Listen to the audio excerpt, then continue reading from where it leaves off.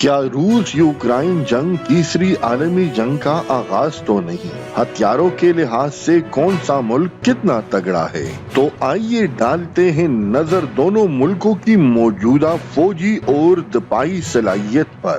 روس اپنے دفاع پر 78 بلین $US سالانہ خرچ کرتا ہے، جبکہ یوکرین $1.6 خرچ کرتا ہے۔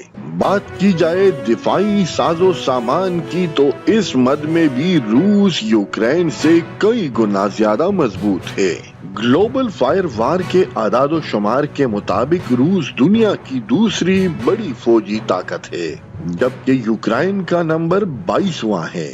روسی مسلح افواج کی تعداد 29 لاکھ ہے، جبکہ یوکرائن کی مسلح افواج کی تعداد 11 لاکھ ہے۔ بات کی جائے جنگی طیاروں کی تو روس کے پاس 1511 جنگی جہاز موجود ہے، جبکہ یوکرائن کے پاس موجود طیاروں کی تعداد صرف 98 ہے۔ جنگی ہیلی کاپٹر: یوکرائن کے پاس جنگی ہیلی کاپٹر 34 ہے، جبکہ روس کے پاس 544 جنگی ہیلی کاپٹر موجود ہے۔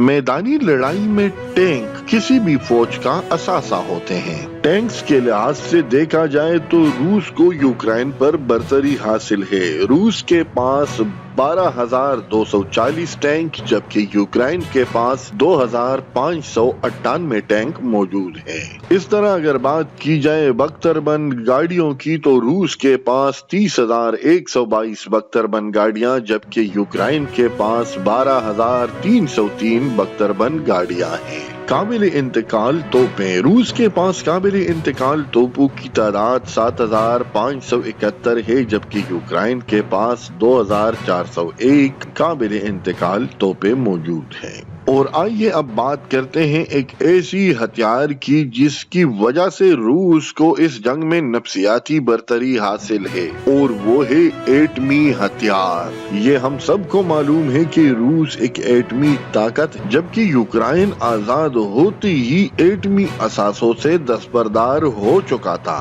ایک اندازے کے مطابق روس کے پاس کل ملا کے 6,000 سے زائد ایٹمی ہتھیار موجود ہیں۔